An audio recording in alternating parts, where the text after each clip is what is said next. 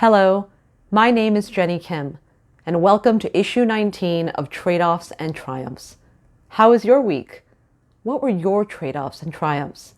In this issue, we talk about writing holiday cards out by hand, memories of people gone but not forgotten, and finally, all those annual reviews. But first, I write out about 200 holiday cards by hand each year. After the stress of getting all the labels, stamps, and cards selected, I sit down with a hot cup of coffee, with some holiday music on in the background, and I write out each card. It's an inefficient process. Writing it by hand takes a long time. But it is a moment for me to reflect on the year and reflect on the relationship that we had, the shared memories, the gratitude, the misunderstandings, and a moment to share peace and prosperity, especially during these times. So what are your holiday traditions? Do you write out cards by hand? Or do you send a holiday video? Let me know. Please comment below or feel free to DM me on Twitter at Jenny Kim.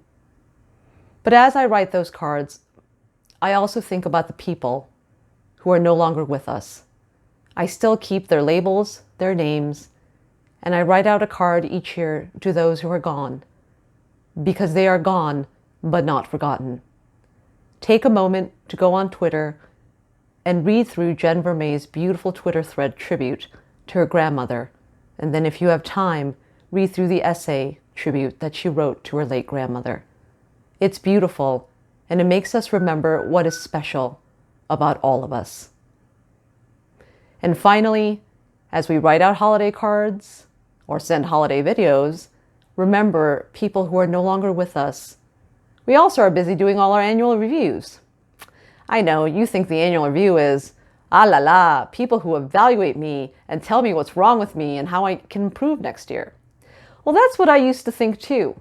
But this year, it's taking other people's perception of me and also figuring out what I want. And what do I want to write to myself next year? What is the holiday message I want to be able to communicate? There are a number of terrific resources available, and they're all linked in this newsletter. Because remember, what is important to you? What are your priorities? And to achieve those priorities, what are the trade-offs you're willing to make? To really talk about trade-offs and priorities, take a look and read the New York Times article about a Japanese mochi shop that is 1,020 years old. To them, tradition mattered more than profits and scaling, and for them, the important thing was the ability to pass on the baton. And that's right. At this moment, you are unwittingly passing on the baton to someone else. Make that moment count. Make that trade-off count. And make that triumph for you and for everyone else. Because remember, no one owes you anything, but we may all owe each other everything. And with that, this is issue 19 of Trade-Offs and Triumphs. I hope you have a terrific week. Take it easy, and I look forward to seeing you again next week.